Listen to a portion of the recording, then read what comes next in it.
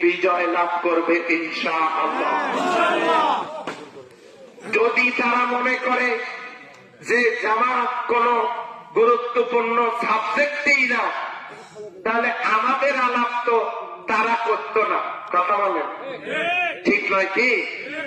অথচ এইভাবে করে আমাদের বিরুদ্ধে অপপ্রচার চালানো হচ্ছে। জামাত ইসলামী কেন করি আমরা? শোনেন, আমি কোরআন দিয়ে দলিল দিচ্ছি। আমাদের বিরুদ্ধে কথা বলতে গেলে আপনারা কোরআন দিয়ে দলিল দিয়ে কথা বলবেন। আর যদি তা বলতে না পারেন, উল্টা পাল্টা বলেন। আপনারা জানেন যে আপনাদের ডেট এক্সপায়ার হওয়া ট্যাবলেট আর জনগণ খাবে না। যে ট্যাবলেটের আর ডেট নাই, সেই ট্যাবলেট আর জনগণ খাবে না।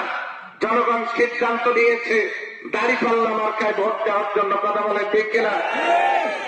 আমি কেন দল করি?